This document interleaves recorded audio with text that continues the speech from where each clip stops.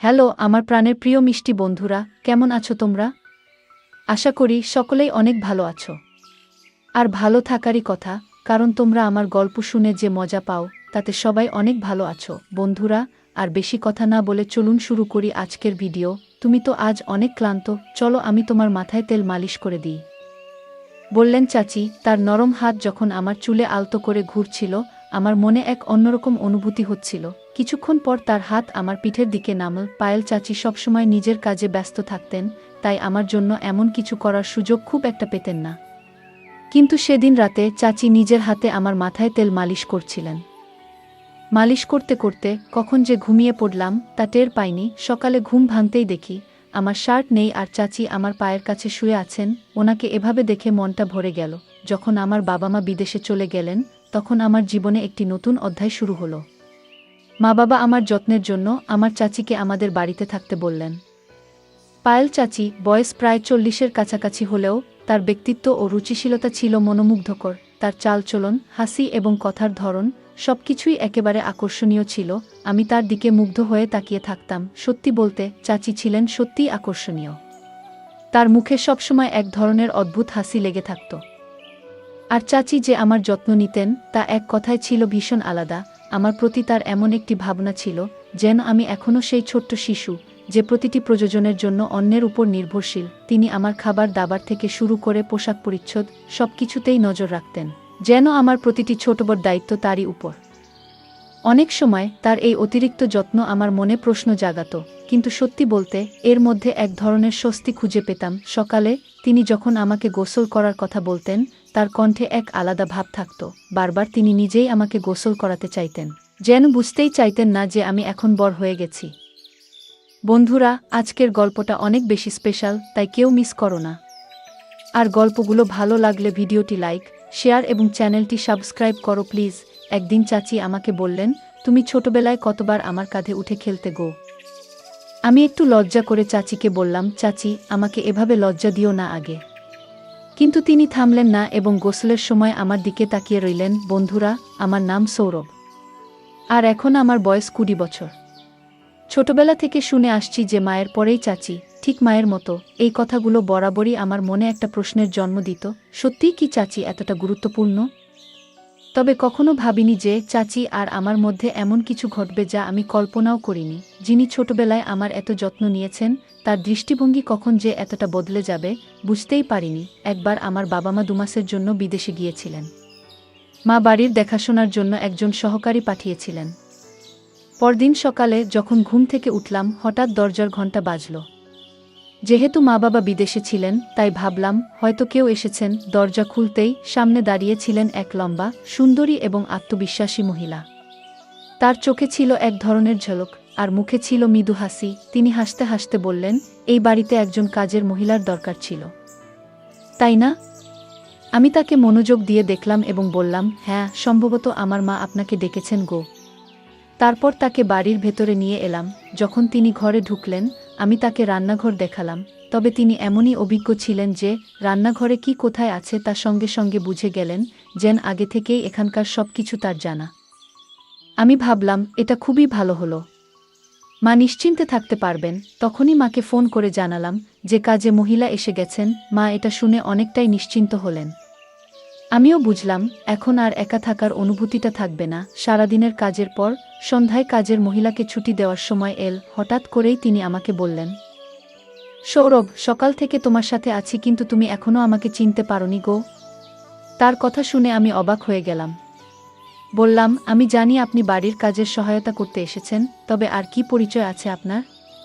তিনি হাসতে হাসতে বললেন, আমি এ বাড়িতে কাজের মহিলা হিসেবে এসেছি বটে, কিন্তু আগে আমাকে তুমি পায়েল চাচি বলে ডাকতে। আমার নাম পায়েল। তোমার ছোটবেলা থেকেই আমি তোমার দেখাশোনা করেছি গো।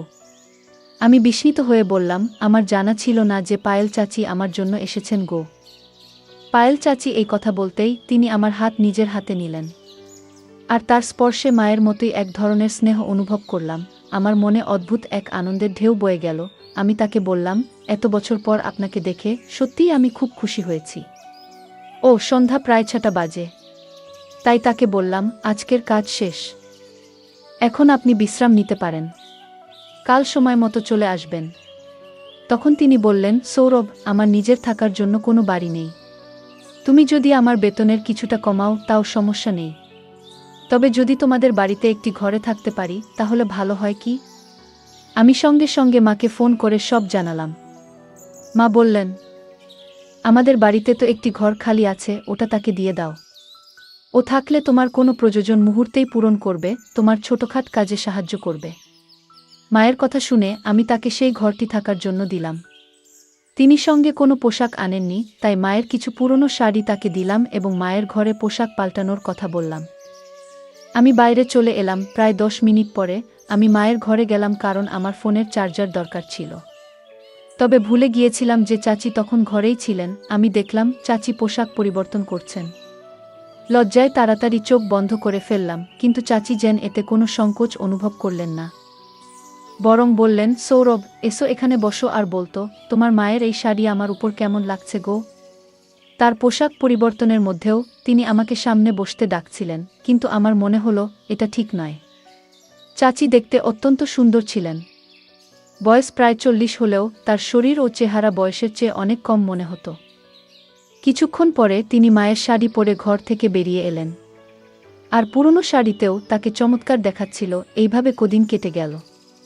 পায়েল চাচি প্রায় 10 দিন ধরে আমাদের বাড়ির কাজ দেখাশোনা করছিলেন।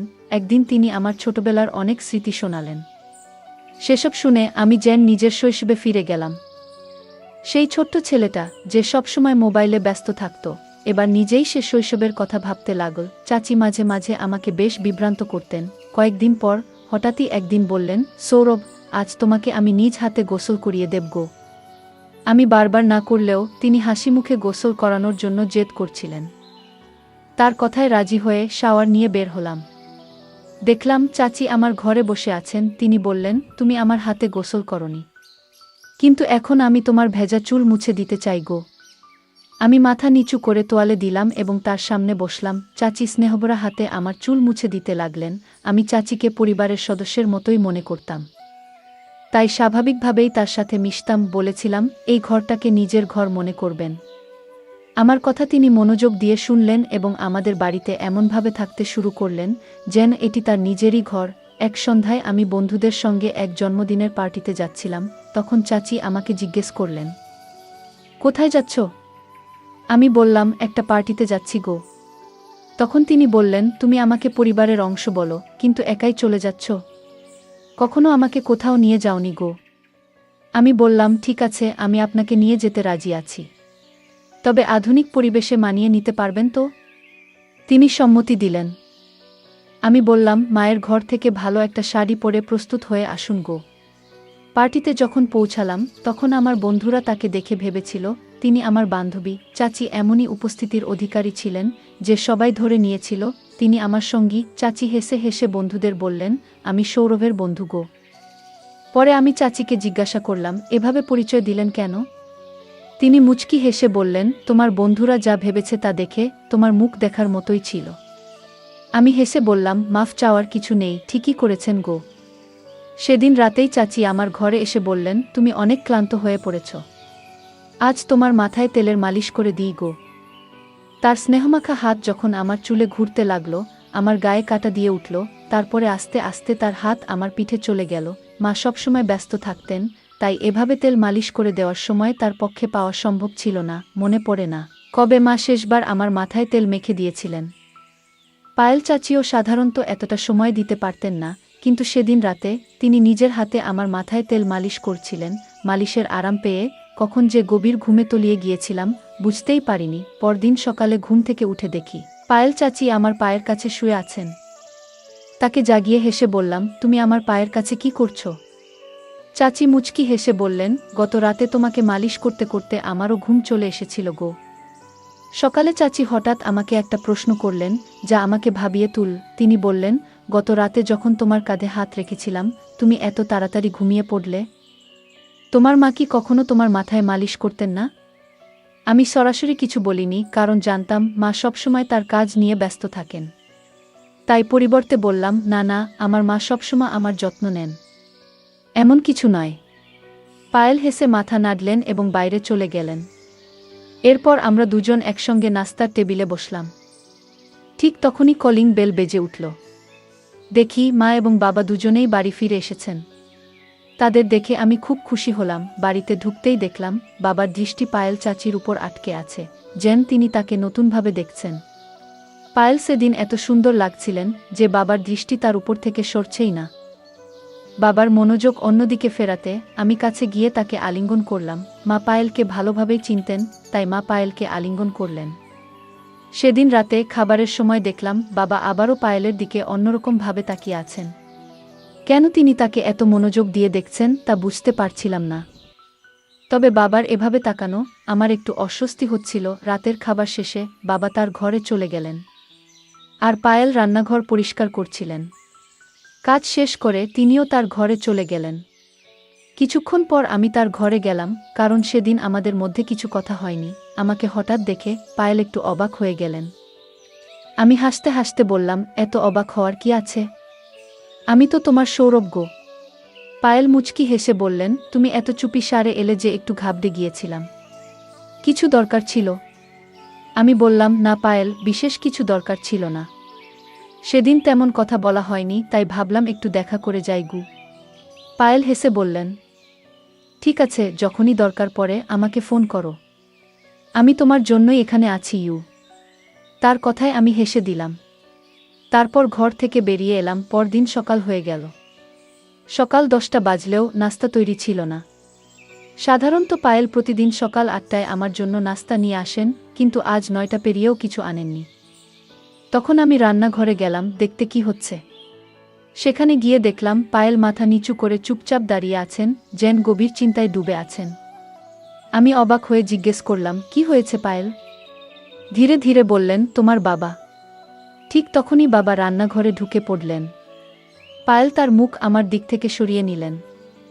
গতকাল থেকেই বাবা পায়েলের দিকে অন্যরকমভাবে তাকাচ্ছিলেন, যা আমার নজর এড়ায়নি। পায়েল কেবল আমার আত্মীয় নন, তিনি আমার খুব কাছের একজন বন্ধু হয়ে উঠেছেন, এবং আমি তার সাথে এমন আচরণ সহ্য করতে পারছি না। আমার মনে প্রশ্ন জাগছিল, একদিনের মধ্যে এমন কি ঘটেছে যে পায়েল এতটা অস্বস্তিতে পড়ে গেছেন। রাতে শুতে গেলাম, কিন্তু মনটা অস্থির ছিল। কিছুক্ষণ পর ভাবলাম পায়েলও ঘরে গিয়ে দেখে আসা উচিত। তার ঘরের দরজার কাছে পৌঁছেই দেখি বাবা ইতিমধ্যেই সেখানে আছেন এবং পায়েলের হাতে কিছু টাকা দিচ্ছেন। কেন হঠাৎ করে এত টাকা দিচ্ছেন সেটা বুঝতে পারলাম না। সামনের দৃশ্য দেখে আমার মনের মাঝে অস্বস্তি বাড়তে লাগল। পায়েল বাবাকে বলছিলেন, যতক্ষণ না আমি সৌরভের সাথে কথা বলবো আমি এই বাড়ি ছাড়ব না আগে। আমার মনে হলো হয়তো সে আমাকে ভালোবেসে ফেলেছে।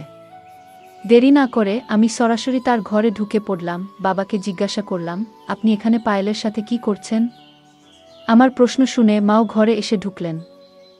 আমাকে দেখে মা বাবার মুখের ভাব কেমন যেন বদলে গেল। মা বাবা আমাকে বলতে লাগলেন, তুমি নিজের ঘরে ফিরে যাও। আমি প্রতিবাদ করে বললাম, আমি আর শিশু নই। আমি জানতে চাই এখানে আসলে কি ঘটছে এবং আপনি পায়েলের সাথে কি করছেন গো। ঠিক তখনই পায়েল আমার কাছে এসে আমাকে জড়িয়ে ধরে কাঁদতে লাগলেন। তিনি বললেন, সৌরভ, এই বাড়িতে তুমি একমাত্র ব্যক্তি যে আমাকে বোঝো। এখানে আসার পর থেকে তোমাকে অনেক কিছু বলতে চেয়েছি, কিন্তু কিছু কারণে চুপ ছিলাম। পায়েলের কথায় আমি অবাক হলাম এবং তাকে সান্ত্বনা দিয়ে বললাম, যদি কোনো নিরীহ মানুষের সাথে অন্যায় হয়ে থাকে আমি তা সহ্য করব না আগে। তখন মা পায়েলকে বললেন, তুমি চুপ থাকাই ভালো আর এখান থেকে চলে যাও। কিন্তু পায়েল উত্তেজিত হয়ে মায়ের দিকে তাকিয়ে বললেন, আজ আর চুপ থাকব না। আমি সৌরভকে সব সত্য বলবো। পায়েল আমার দিকে ফিরে বললেন, সৌরভ, তুমি তোমার এই মা বাবার সন্তান নও।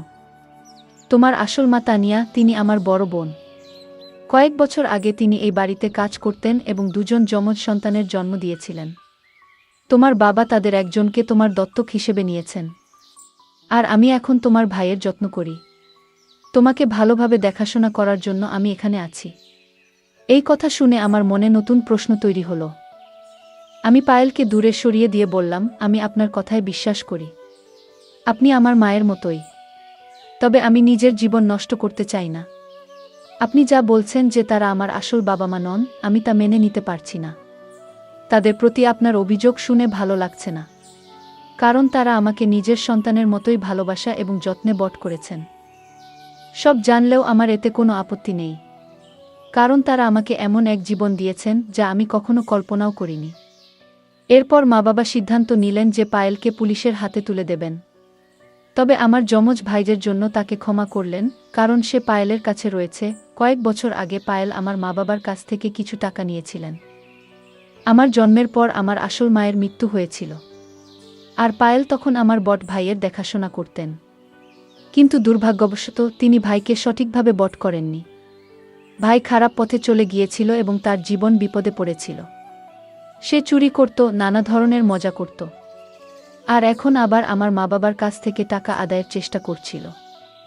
কিছু গয়না সে চুরি করেছে, কিন্তু তাতেও সে সন্তুষ্ট ছিল না। পায়েল আমার মা বাবার কাছে 20 লাখ টাকার দাবি করেছিল, কিন্তু এবার মা বাবা তাকে স্পষ্টভাবে না করে দেন। তখন সে তাদের হুমকি দিতে শুরু করে। মা বাবা তাকে কিছু টাকা দিয়ে বাড়ি থেকে চলে যেতে বললেন। পায়েল আমাকে নিজের প্রতি বিশ্বাসী করাতে চেয়েছিলেন, আমাকে মায়ে ফাঁসাতে চেয়েছিলেন, কিন্তু তার আসল চেহারা প্রকাশ পাওয়ায় আমার মনের সমস্ত ভালোবাসা ফিকে হয়ে গেল।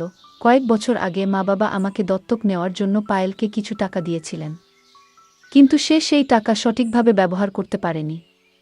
যদি সময়মতো সে সেই টাকার মূল্য দিত এবং তার যথাযথ যত্ন নিত, তাহলে হয়তো আজ আমার বড় ভাই সঠিক পথে থাকত।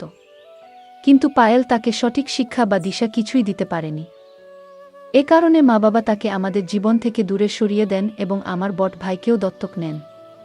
নিজের সন্তানের মতো করে বট করেন। আমি আমার মা বাবার প্রতি অত্যন্ত কৃতজ্ঞ, যারা আমাকে ও আমার ভাইকে এত সুন্দর জীবন দিয়েছেন। যদি সময়মতো পায়েলের আসল চেহারা না জানতাম, তাহলে হয়তো তার মায়ের জালে পড়ে আমার জীবন নষ্ট হয়ে যেত। কিছু মানুষ অর্থের লোভে সম্পর্কের মর্যাদা ভুলে যায়। সম্পর্কের মান এবং সম্মান রক্ষা আমাদের জীবনের অন্যতম গুরুত্বপূর্ণ নীতি। প্রতিটি সম্পর্কের একটি নিজস্ব অর্থ ও উদ্দেশ্য থাকে। সম্মান, বিশ্বাস ও শালীনতা ছাড়া কোনো সম্পর্ক সত্যিকার অর্থে সুখ ও সন্তুষ্টির উৎস হতে পারে না।